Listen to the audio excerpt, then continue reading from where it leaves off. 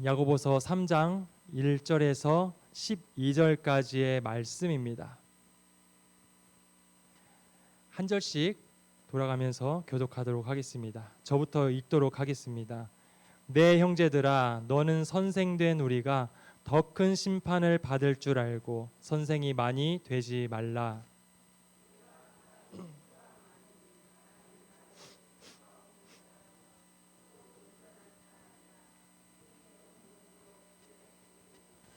우리가 말들의 입에 재갈 물리는 것은 우리에게 순종하게 하려고 그 온몸을 제어하는 것이라.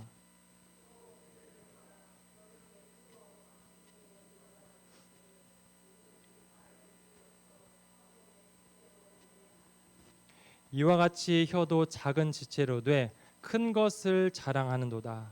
보라, 얼마나 작은 불이 얼마나 많은 나무를 태우는가.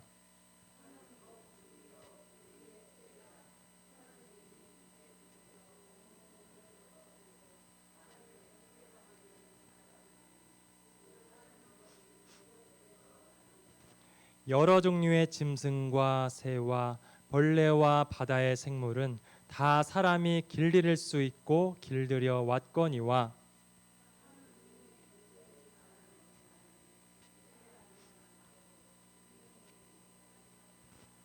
이것으로 우리가 주 아버지를 찬송하고 또 이것으로 하나님의 형상대로 지음을 받은 사람을 저주하나니.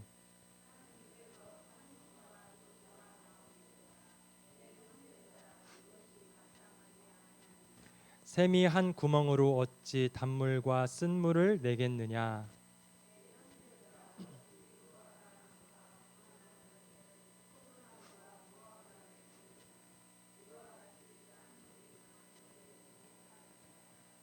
아멘. 말에 실수가 없는 자라면 곧 온전한 사람이라 라는 제목으로 이제 말씀을 전하도록 하겠습니다. 야고보는 계속해서 가르치는데 삶이 파편화될 수가 없다, 나뉠 수 없다라는 것을 계속 말하고 있습니다. 믿음 따로 행함 따로, 그리고 교회 따로 세상 따로, 하나님 따로 우리의 삶 따로, 이렇게 따로 파편이 아니라는 거예요. 하나님의 세계는요, 이제 하나로 묶여진 그런 세계입니다. 그래서 1장에서 야고보는 진리의 말씀으로 우리를 낳으셨고, 그리고 그 말씀이 우리의 심령에 새겨져 있다라고 했었죠.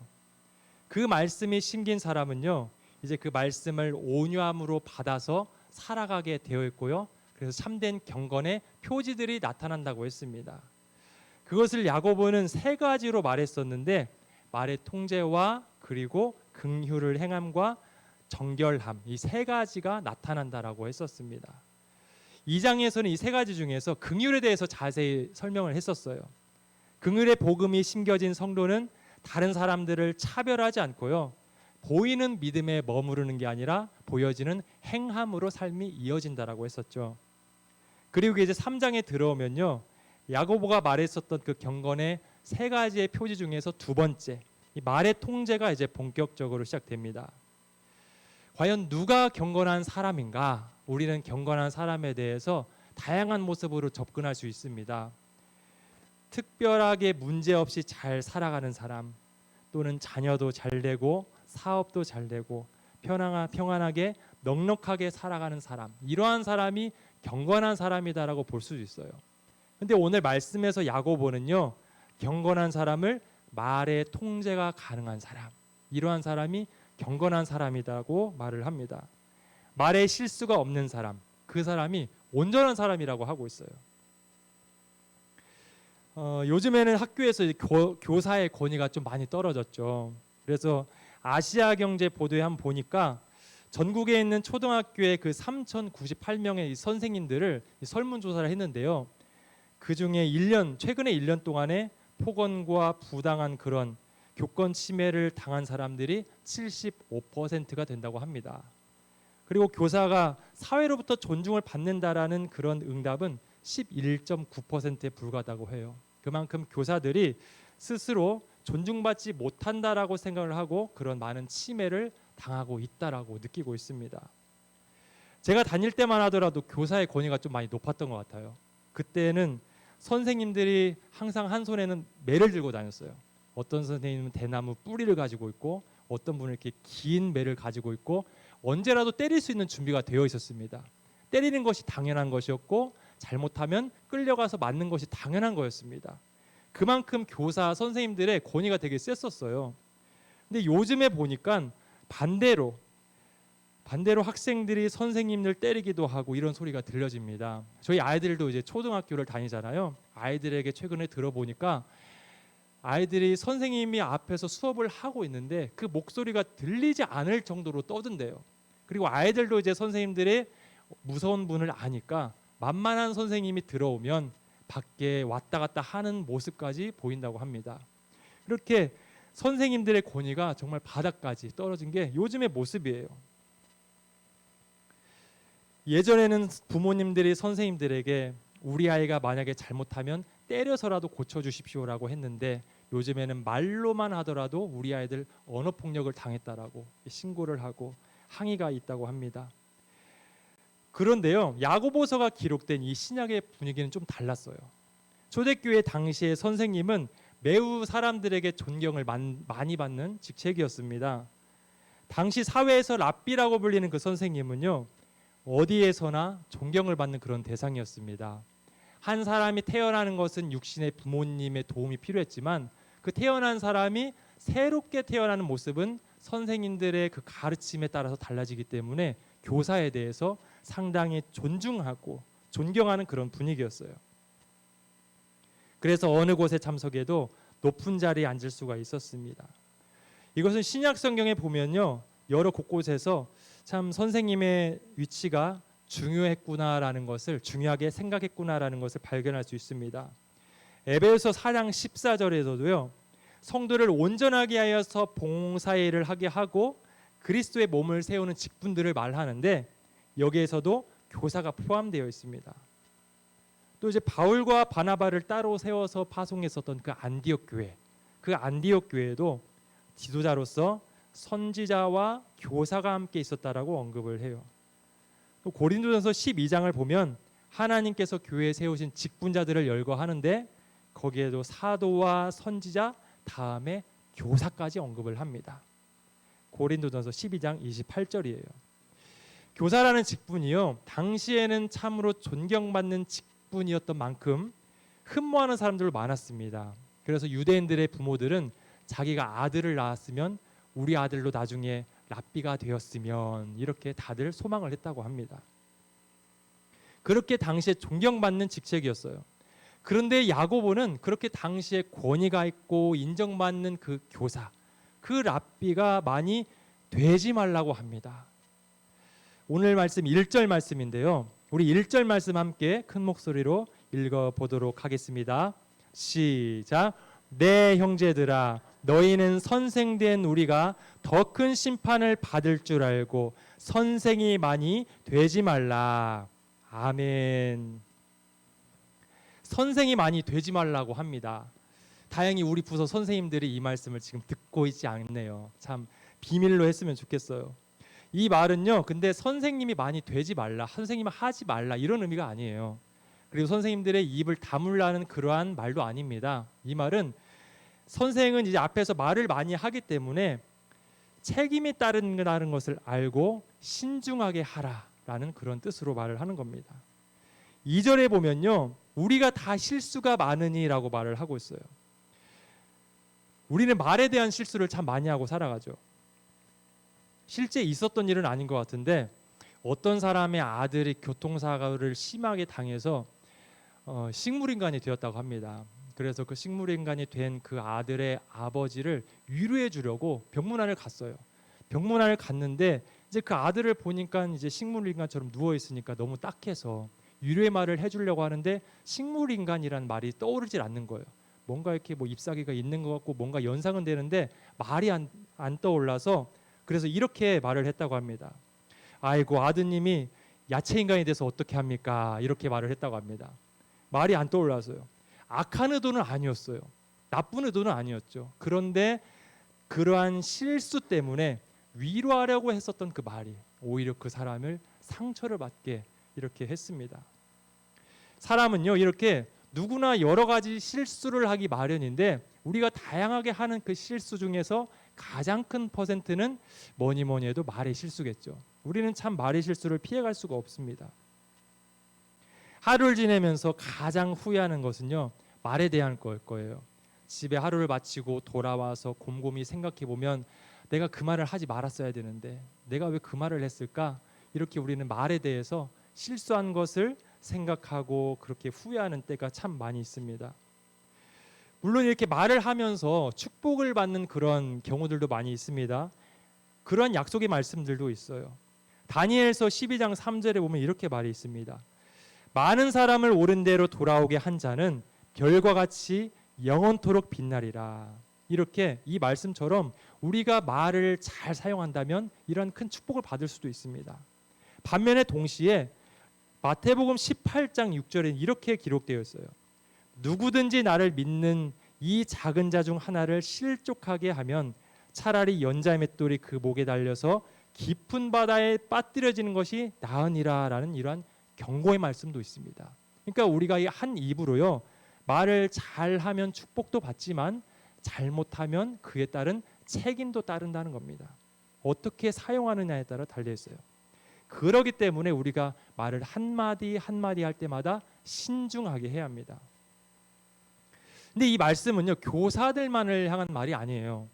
누군가를 가르치려고 하는 우리들, 그리고 항상 말을 쉬지 않고 하는 우리들, 우리 모두에게 하는 말씀입니다. 우리는 부모로서 가르치기도 하고요, 자녀로서 말을 하기도 하고요, 또는 동역자와 일하는 그런 동료로서 서로에게 쉬지 않고 말을 하기도 합니다. 그렇다면 우리는 과연 어떻게 그 말을 하고 있을까요? 말은 상당한 힘을 가지고 있어요. 내가 하는 말은 나의 입에서만 끝나지 않습니다. 나에게서 끝나지 않고요, 그 말은 누군가의 귀에 들려지겠죠. 그래서 우리는 생각나는 대로 함부로 말을 할 수가 없습니다. 특별히 교회 안에서 누군가를 가르치는 저와 같은 사람들이나 아니면 가정에서 우리 자녀들을 훈육하는 우리 부모님들, 그리고 직장에서 후배들에게 말을 해야 하는 것처럼 그런 무거운 자리에 있는 사람일수록 더더욱이나 신중해야겠죠. 우리도 때로는 나는 거짓말을 못해서 그래, 너를 사랑해서 하는 말이야, 이 말이 꼭 필요해서 하는 거야, 이러한 말을 하면서 우리가 거침없이 말을 할 때가 있습니다. 욥이 모든 것을 잃었을 때 친구들이 찾아왔었죠. 같이 수일 동안 울고 함께 슬퍼하다가 욥이 입을 열자마자 친구들이 말을 했습니다. 서로 돌아가면서 변론을 하는데 욥의 세 명의 친구들이 상당한 하나님에 대한 지식들을 많이 가지고 있었어요. 성경적인 대화들을 많이 했습니다. 하나님은 공의로우신 분이시고 그냥 화를 내시는 분이 아니시고 의로우신 분이다, 죄를 심판하시는 분이다, 다 맞는 말이었어요. 옳은 말 정답을 욥에게 말했지만 하지만 그 모든 말들이 욥에게 어떻게 들려졌었나요? 좋은 말이 아니라 오히려 욥을 더욱더 실망하게 하고 힘들게 하는 그런 말이 되었습니다. 정답이라고 해서, 옳은 말이라고 해서 무조건 그 사람들에게 좋게만 들려지는 거 아니에요. 아무리 옳은 말이 하더라도 듣는 사람을 그래서 우리가 고려하면서 신중하게 할 필요가 있습니다. 나만 떳떳하면 끝이 아니라 내 말 때문에 누군가가 실족하지는 않을까라는 생각을 하면서 조심을 해야 하는 거예요. 야고보는 우리가 다 말에 실수가 많다고 합니다. 우리가 자주 하는 그 말에 실수가 때로는 누군가를 실족해서 넘어뜨리게 하는 그런 말들이 될 수가 있어요. 그렇기 때문에 우리가 말을 가볍게 하기보다는 한 번 더 생각하고 신중하게 말을 해야 합니다. 우리가 하는 말에는 책임이 따릅니다. 내 입에서 나온 말이 옳으냐 아니냐 이것보다 누군가를 살리느냐 살리지 않느냐 이것을 먼저 물으면서 더욱더 신중하고 책임감 있게 말을 하는 저와 모든 성도들 되시기를 바랍니다. 조금 전까지 우리는 말에 대한 책임감이 따른다는 걸 배웠습니다. 신중하게 해야 한다는 거예요. 이어서 야고보는 이제 3절부터 말에 대한 그 영향력에 대해서 말을 해요. 두 가지로 말을 합니다. 말의 영향이 긍정적인 부분이 있고 부정적인 부분이 있다라는 것을 말을 합니다. 먼저 긍정적인 것에 대해서 말을 하는데 긍정적인 것은 말의 재갈과 그리고 배의 키에 대해서 이 두 가지로 설명을 해요. 먼저 말의 재갈에 대해서 설명합니다. 말씀을 준비하면서 저도 알게 되었는데 말의 입이 꽉 차 있는 줄 알았는데 이빨이 앞니빨이 있고 뒤에 어금니가 있고 그 사이에 빈 공간이 있어요. 이 빈 공간에다가 그 쇠붙이 재갈을 이렇게 물린다고 합니다. 근데 너무 꽉 조이면요 입이 헐어버릴 수도 있고 너무 헐거우면 이렇게 제어가 되지 않아서 그 적당히 잘 끼우는 게 중요하다고 합니다. 말이 상당히 힘이 세죠. 어느 부분이 말의 신체 부에서 가장 힘이 쓸까요? 우리는 뒷다리 쪽에 근육도 되게 많고 제일 세다고 생각을 하는데 가장 힘이 센 부분요 이 목이래요. 목이 가장 힘이 세다고 합니다. 심지어는 그 말의 모든 무게를 다 버틸 수 있을 만큼 목에 그렇게 힘이 있다고 합니다. 한번 목을 보세요. 우리 목하고 좀 다릅니다. 상당히 튼튼하게 생겼어요. 그 무게를 버틸 만큼 힘이 센데요. 그런데 말을 탄 사람이 그 말을 움직이기 위해서는요 그 가장 힘이 센 목을 움직여야 돼요. 왜냐하면 말은 자기가 바라보는 방향으로만 가거든요. 왼쪽을 보면서 오른쪽으로 가지 못합니다. 왼쪽을 보면 왼쪽으로 달리는 것이고 오른쪽을 보면 오른쪽을 달리는 것이고 그렇기 때문에 말을 탄 사람이 자기가 원하는 방향대로 가기 위해서는 가장 힘이 센 그 목을 자기가 원하는 방향으로 돌려야 돼요. 근데 가장 힘이 세다고 했잖아요. 이것을 어떻게 돌릴 수가 있을까요? 그 입에 물린 작은 재갈 이것을 통해서 내가 가고 싶은 방향으로 그 큰 목을 돌릴 수 있습니다. 야고보는요 말의 재갈을 통해서 작은 혀가 얼마나 큰 힘을 가졌는지 이렇게 설명을 합니다. 그 작은 재갈로 말을 자기가 가고 싶은 방향으로 이렇게 움직이는 것처럼 우리의 말도요 이 작은 혀로 우리가 하나님이 기뻐하시는 방향으로 모든 것을 쏠리게 할 수 있다라는 그 힘을 말해주고 있습니다. 다음으로 야고보는 배의 키에 대해서 설명해요. 배의 크기는 참 다양하죠. 작은 보트부터 큰 항공모함까지 다양하게 있는데요. 그런데 그 배들은 크기는 다 다르지만 배를 움직이고 방향을 조절하는 것은 결국 그 작은 키입니다. 작은 키로 그 큰 배들을 다 조절을 합니다. 비바람이 몰려오기도 하고요. 때로는 길이 멀어서 수개월 동안을 달려가기도 하지만 그럼에도 선장이 그 키를 잡고 놓지 않고 조종한다면 그 목적지를 향해서 계속 달려가게 되고 결국은 목적지에 도착하게 될 겁니다. 야고보가 말하는 것도 이거예요. 작은 재갈과 작은 배의 키가 그렇게 방향을 틀어서 가고자 하는 방향으로 가게 하듯이 우리의 그 작은 혀, 이 작은 혀를 우리가 잘 제어만 하면 우리가 원하는 방향대로 인도해서 하나님이 기뻐하시는 뜻대로 살아갈 수 있다는 것을 이렇게 설명하고 있습니다. 한 목사님이요 영적인 침체를 겪었다고 합니다. 그러면서 이렇게 안 좋은 생각을 하신 거예요. 이렇게 설교하고 기도하고 목회하는 것이 도대체 나에게 무슨 의미가 있을까? 하나님은 왜 나를 이 교회로 보내셨을까? 이 교회에서 내 역할은 무엇일까? 이렇게 생각하면서 영적으로 침체에 빠졌다고 합니다. 그때 한 성도님에게 문자가 왔대요. 문자에는 이렇게 써 있었습니다.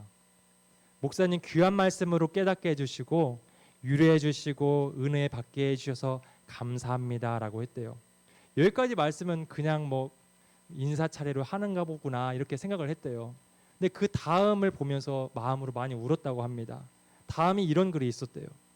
목사님이 우리 목사님이어서 너무 감사합니다라고 했다고 합니다.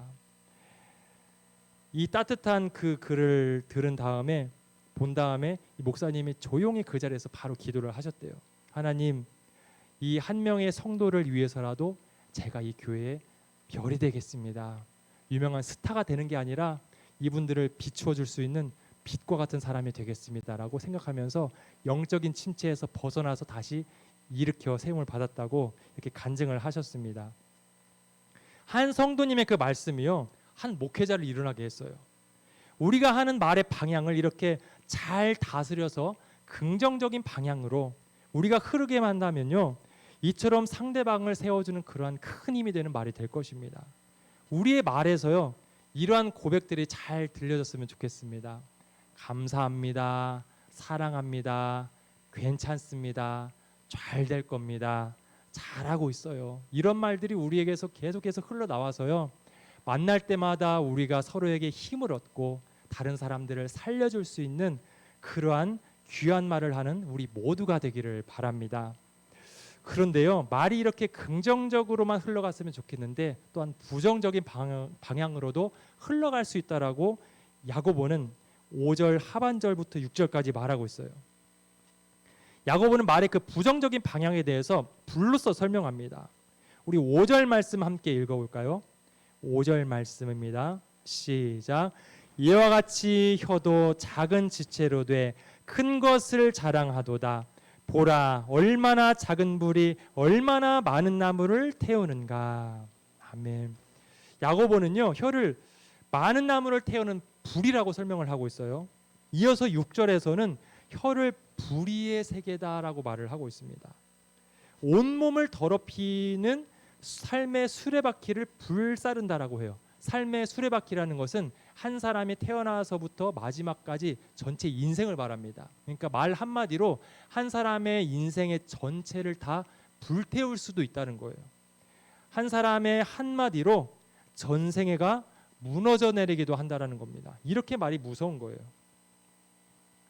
창세기에서도 이 말의 이러한 부정적인 그러한 힘을 보여주고 있습니다. 하나님께서는 인간들에게 세상을 맡기시고 다스릴 권세를 주겠노라고 말씀을 하셨어요. 그 말씀을 하신 후에 사탄의 이제 거짓말이 들어왔죠. 그 양쪽의 말을 들은 그 인간은 어떻게 했을까요? 하나님의 말씀을 신뢰하기보다요, 변명과 무책임한 말로 계속 반응을 했습니다. 그 말이 무너졌을 때의 하나님과의 관계도 깨어지고요, 한 사람의 인생도 이렇게 무너지는 것을 우리가 보게 됩니다. 그래서 우리는 말이 단지 표현이 아니라 방향을 만들어내는 힘이라는 것을 우리는 알아야 합니다. 비록 만물을 잘 다스릴 수 있도록 우리 모든 인간들이 지음을 축복스럽게 받았지만 혀를 우리가 잘못된 방향으로 사용하면 마치 화약이 가득한 그 탄피처럼 불을 붙이고 모든 것을 태우는 그런 사람이 될 수가 있습니다. 출애굽기 32장에서도 말에 부정적인 힘이 나타나죠. 모세가 산에서 내려오지 않으니까 많은 백성들이요, 이렇게 막 말이 시작됩니다. 지금 모세가 우리에게 보이지 않으니까 지금 우리의 눈에 보이는 그 하나님을 만들어 주십시오 라고 말을 합니다. 이 말은 한 번에 동시다발적으로 한 목소리로 외친 것이 아니었어요. 분명히 그 수많은 이스라엘 백성들 중에서 누군가 한 명으로부터 시작됐을 것입니다. 그 한마디가 다른 사람의 귀에 들리고 또 들리고 들려서 이제는 전체적인 이스라엘 백성들의 분위기가 되었습니다. 그래서 그 모두의 마음을 움직이고요, 하나님을 눈에 보이는 우상으로 만들게 만들었어요. 야고보가 말한 작은 불이 바로 이와 같은 겁니다. 방향이 잘못된 그 한마디가 공동체 전체를 불처럼 만들어 버렸습니다. 나의 삶이 왜 이러한 방향으로 흘러가게 되었을까? 나는 왜 이렇게 살아가게 될까? 우리 공동체, 우리 가족은 왜 이 모습으로 남아 있을까? 우리는 그런 생각을 한 번씩 하게 될 겁니다. 그 결과에 대해서 우리가 생각하면서 원인을 살펴보고자 한다면 한 번쯤은요, 우리가 그동안에 했었던 말에 대해서 돌아보는 것은 어떨까요? 야고보는 잘못된 말의 방향이 불처럼 모든 것을 태우고 지금의 이 모습의 결과로 나타났다라고 말을 합니다. 입만 열면 가르치려고 하는 사람들이 있죠. 입만 열면 또 부정적인 말을 하는 사람이 꼭 있어요. 무언가를 열심히 해보려는 그런 마음으로 시작을 했다가도요, 그 부정적인 말을 하는 그 한 사람 때문에 그 사기가 꺾이기도 하고요, 식어지는 경우도 있습니다. 좋은 마음을 가지고 열심히 시작하려고 했었던 사람들인데 부정적인 말을 들으면서 부정적으로 흘러가기도 합니다. 깨어진 관계와 모습들이 과연 우리의 말을 잘못된 방향으로 사용해서 온 것은 아닌지 우리가 우리의 언어에 대해서 한번 살펴볼 필요는 있는 것 같습니다. 이처럼 우리가요, 어떤 방향으로 말을 사용하느냐에 따라서 긍정적으로 사용될 수도 있고 부정적으로 사용될 수도 있어요. 하지만 자신의 말을 스스로 통제할 사람은 없다라고 야고보는 말을 합니다. 오늘 말씀 8절 말씀이에요. 8절 말씀 우리 함께 읽어보겠습니다. 시작. 혀는 능히 길들일 사람이 없나니 쉬지 아니하는 악이요 죽이는 독이 가득한 것이라. 아멘. 온갖 짐승과 새와 그리고 물고기까지, 바다 생물까지 사람에 의해서 길들여졌고요, 지금도 길들여지고 있습니다. 그런데요, 혀는 길들일 사람이 아무도 없다라고 합니다. 짐승들이 어떻게 길들여지는지를 잘 많이 보셨을 거예요. 서커스를 직접 보신 분도 계실 텐데 거기 보면은 그 힘센 사자가 사람들의 지시에 따라서 불이 켜져 있는 그 링을 통과하기도 하고 움직이기도 합니다. 그리고 코끼리가 직접 축구도 해요. 농구도 하기도 하고요. 사람을 이렇게 안마도 하더라고요. 참 대단하더라고요. 그리고 그 큰 수톤의 큰 고래가요, 점프를 해서 이렇게 링을 또 통과하기도 합니다. 이렇게 사람보다 훨씬 힘이 세고 큰 동물들이지만 그 동물들도 사람들이 훈련하면 조련이 됩니다. 조련사에 의해서 조련이 돼요. 그런데 그 큰 동물들을 이렇게 조련하는 그 조련사도요, 자기의 입술은 조련하지 못합니다. 자기의 말은 통제하지 못해요. 자기 말을 길들일 수 있는 사람은 아무도 없습니다. 이렇게 통제를 잃었을 때 어떤 결과가 나올까요? 혼돈스럽다라고 오늘 말씀 9절에서 마지막 절까지 이렇게 나옵니다. 어찌 샘이 한 구멍에서 단물과 쓴물이 낼 수 있을까요? 무화과 나무가 어떻게 감람나무를 낼 수 있을까요? 포도나무가 무화과 나무를 어떻게 낼 수 있을까요? 짠 물에서 어떻게 단물이 나올 수가 있을까요? 이것은 전혀 이치에 맞는 것이 아닙니다. 자연은요, 일괄적이에요. 일관됩니다. 혼돈스럽지 않고 하나로 일관성 있게 질서가 나타납니다. 한 샘에서는요, 쓴물이 나는 샘에서는 쓴물만 내고 단물이 나는 샘물에서는 단물만 나고요, 무화과 나무에서는 무화과 열매만 납니다. 이것처럼 그 근원이 무엇이냐에 따라서 거기서 벗어나지 않고 일관성을 보여줍니다. 그런데 사람은 그렇지 않다는 거죠. 우리가 하나님의 말씀이 심겨져서 거듭난 사람이 되어서 하나님을 찬양할 수 있는 존재가 되었습니다. 그런데 우리 입술에서는 찬양만 하는 게 아니라 악독한 말들도 나오죠. 아멘 아멘 할렐루야 하면서 집에 가서는 우리가 다른 사람들을 죽이는 독이 넘쳐나는 그러한 말들을 하기도 합니다. 한 입에서 나오지 말아야 할 말들이 함께 나오고 있습니다. 성도는 하나님의 말씀이 심겨진 사람들이에요. 심겨진 말씀으로 거듭나서요, 말씀을 품고 살아가는 사람들이기 때문에 그 말씀대로 살아갑니다.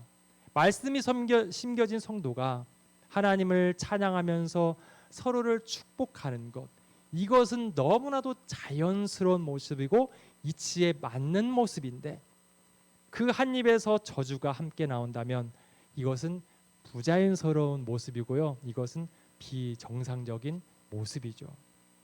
그래서 우리는 많이 고민할 겁니다. 또 괴로워할 거예요.